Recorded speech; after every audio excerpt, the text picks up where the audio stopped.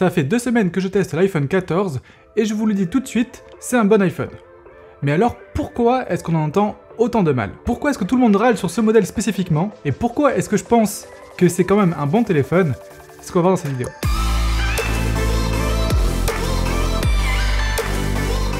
Bonjour à tous, c'est Kevin, bienvenue sur la chaîne iBordelais, et aujourd'hui on s'intéresse donc à l'iPhone 14. Et on va commencer à s'intéresser pourquoi est-ce qu'il suscite tant de haine.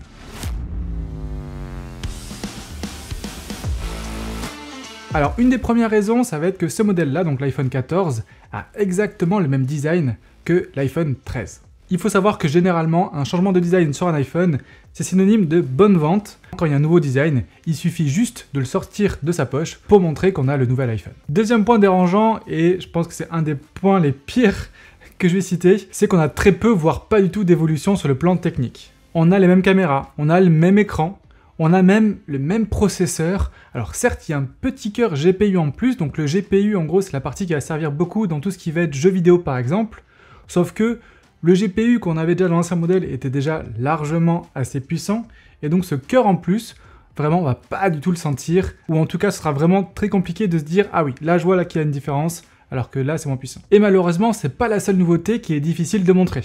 Il y a une grosse nouveauté, et c'est plutôt pas mal, hein, c'est la détection d'accident. Donc ça veut dire que si jamais vous avez un accident, votre iPhone va le détecter et automatiser un appel au service d'urgence. Donc ça c'est très bien, sauf que forcément, c'est une fonction qu'on n'a pas envie d'utiliser et qui sera très difficile de montrer. Autre évolution au niveau des fonctionnalités, ça va être la présence maintenant du mode cinématique en 4K.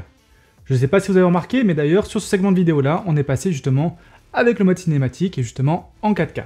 Ça sur papier aussi c'est très bien, sauf que c'est difficile à montrer parce que généralement quand on partage sur les réseaux sociaux, donc typiquement du Instagram, du TikTok, ce genre de choses là, on va plutôt partager en Full HD. Généralement, pareil, le contenu qu'on va consulter comme ça va être sur un petit écran de téléphone. Et c'est dur de voir la différence entre de la HD et de la 4K sur un petit écran de téléphone. Sur YouTube, on peut s'en rendre compte, hein, d'ailleurs on va passer de suite en Full HD. Et donc ça y est, là on est en Full HD, je sais pas si vous voyez la différence entre le plan juste avant et celui-ci. Forcément, plus vous regarderez cette vidéo sur un grand écran et plus vous le verrez.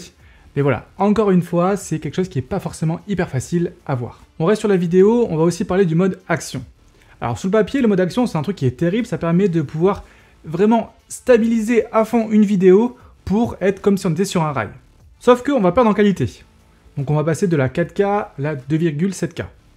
Comme je l'ai dit juste avant, ça c'est pas très grave. Même si on perd en résolution, tant qu'on a une image de qualité, ça peut très bien aller parce que dans tous les cas, c'est rare qu'on utilise vraiment la 4K sur les réseaux sociaux et tout ça. Mais le souci, comme vous pouvez voir sur ces deux images-là, donc une, certes moins bien stabilisée, mais de très bonne qualité, et à côté une autre avec ce mode action, donc très bien stabilisée, mais vous voyez qu'on perd quand même aussi en qualité vraiment visiblement. Et ça, c'est vraiment dû à l'activation du mode et des paramètres que le téléphone va appliquer pour avoir cette super stabilisation. Rajoutez à ça le fait que de base, la stabilisation de l'iPhone est vraiment excellente. La stabilisation optique fait vraiment très bien son boulot, donc je préfère à la limite vous dire que de ne pas activer ce mode action-là et plutôt de faire attention et de faire confiance un petit peu à la stabilisation optique, plutôt que d'activer ce mode action-là qui va vraiment vous faire perdre en qualité sur vos images, pour au final avoir une image qui est certes un peu plus stabilisée, mais bon, si on fait attention, on arrive vraiment déjà à avoir de très bons résultats. Et enfin, dernier truc qui a fait râler énormément, forcément, ça va être l'augmentation tarifaire. L'iPhone 14 est vendu plus cher que l'iPhone 13 à son lancement. L'iPhone 14 est vendu à partir de 1019 € en version 128 Go, quand l'iPhone 13 était vendu 909 € à son lancement. Un mobile qui évolue très peu, qui un an plus tard est vendu 100 € plus cher, donc c'est une augmentation de plus de 10%, forcément on comprend pourquoi ça fait râler. Mais alors, pourquoi est-ce que je pense que c'est quand même un bon iPhone? Alors déjà, il faut savoir que niveau design et surtout niveau finition, c'est juste exceptionnel. Apple s'est fabriqué de très beaux produits, des produits très bien finis, qui font très haut de gamme de suite quand on les a dans les mains. C'est le cas ici. Et en particulier avec ce modèle rouge que je trouve juste magnifique. Deuxième point fort d'un iPhone, ça va être son système et c'est iOS. Bon, on va pas se lancer dans un débat iOS versus Android. Il faut savoir que iOS c'est quand même un système qui fonctionne très bien, qui est très fiable je trouve. En fait, moi j'ai travaillé avec ce mobile pendant 2 semaines et vraiment pour le boulot ça a été un bonheur. Tout est vraiment hyper fluide et tout ce qui se lance très bien, toutes les applications sont vraiment de bonne qualité. Ça aussi, mine de rien, c'est un point fort, je trouve, d'iOS par rapport à Android, vu que pour valider une application sur le store d'iOS, donc l'App Store, c'est beaucoup plus strict, il y a beaucoup plus de conditions que sur Android. Ça fait qu'on va avoir des applications qui sont beaucoup plus optimisées et fluides, je trouve, sur iOS que sur Android. Bon, ça bien sûr c'est le cas d'une poignée d'applications. Ajouter à ça certaines applications comme du Instagram, du Snapchat ou ce genre de choses-là vont avoir une optimisation beaucoup plus poussée de tout ce qui va être appareil photo. En fait, c'est juste que l'upload depuis un iPhone est, je trouve, plus qualitatif que depuis un Android. Bon, ça c'est en train de changer avec les accords qui sont faits entre, par exemple, Instagram et certains constructeurs Android. Je pense à Samsung par exemple. Mais voilà, c'est vrai que sur iPhone, au moins, valeur sûre, on est sûr d'avoir des stories de qualité. Ça reste un mobile rapide et puissant, donc le processeur, même si c'est le même que l'an dernier sur l'iPhone 13 Pro, eh bien au final ça reste quand même une machine de guerre. Donc on a quelque chose de très puissant qui fait vraiment tout tourner, je peux avoir du multitâche et tout ça sans problème. Et vu qu'on a un écran seulement 60 Hz sur ce téléphone-là, donc ça c'est pas du tout un avantage, hein, ça fait que au final le processeur est assez peu sollicité.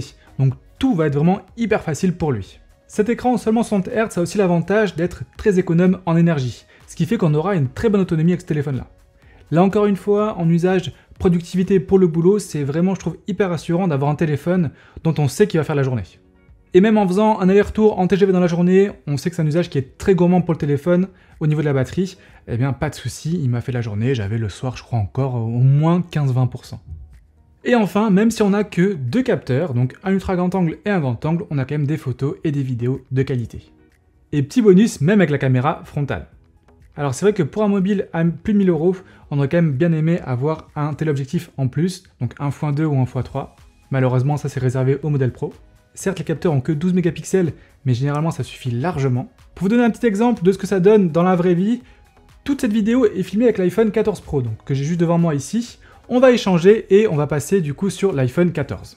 Voilà, on est maintenant sur l'iPhone 14 et son capteur seulement 12 mégapixels, mais comme vous pouvez le voir pour de la vidéo par exemple, bah ça va rien changer du tout en fait. 12 mégapixels c'est largement suffisant pour faire de la bonne 4K. Et du coup il n'y a aucune différence entre l'iPhone 14 Pro et cet iPhone 14. En photo, il va vraiment falloir zoomer très fort pour voir la différence entre les 48 mégapixels de l'iPhone 14 Pro et les 12 mégapixels sur le capteur principal de l'iPhone 14. Là, on aura juste un avantage sur le modèle Pro en photo, ça va être pour zoomer. Donc on aura un zoom x2 qui sera numérique, on zoome en x2 sur les 48 mégapixels et on retourne encore sur une photo 12 mégapixels et après avec le x3 optique ici. Allez, j'en profite pour vous montrer des vidéos tournées justement avec cet iPhone 14. En fait, les iPhones depuis la génération 12 ont pris de l'avance sur les autres mobiles. Que ce soit de jour ou de nuit, ça fonctionne très bien. Au final, il lui aurait fallu, je pense, pas grand chose pour être beaucoup moins critiqué et forcément pour beaucoup mieux se vendre.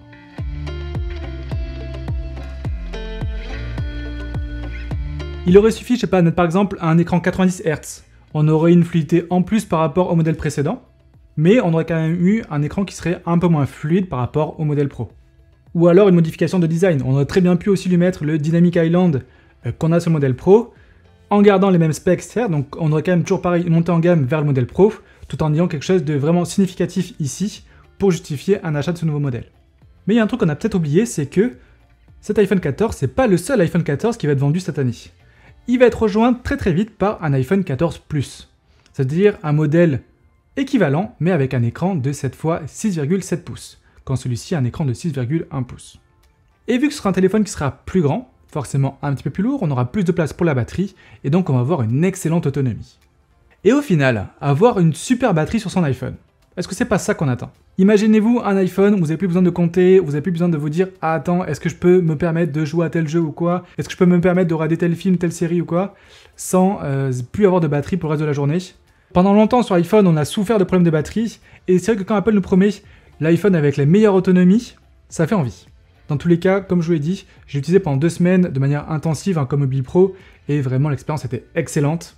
Et dans ce cas-là, 1000 € pour un outil de travail qu'on va rentabiliser, pourquoi pas à la limite. À ce prix-là, on peut aussi avoir un iPhone 13 Pro d'occasion. Et du coup, est-ce qu'il vaudrait peut-être pas mieux avoir un iPhone 13 Pro plutôt qu'un iPhone 14? Ou tout simplement l'iPhone 13 qui au final est pareil, mais quand même vraiment moins cher. Dites-moi ce que vous en pensez là-dessus, voilà. Est-ce que vous, pour 1000 €, est-ce que vous préfériez avoir un iPhone 13 Pro, un iPhone 14, ou alors un iPhone 13 par exemple avec des accessoires en plus? N'hésitez pas à poser toutes vos questions en commentaire, j'y répondrai avec grand plaisir. Pensez à mettre un petit pouce bleu si la vidéo vous a plu et vous a aidé, ça motive vraiment. Et nous on se retrouve très vite en live ou en vidéo.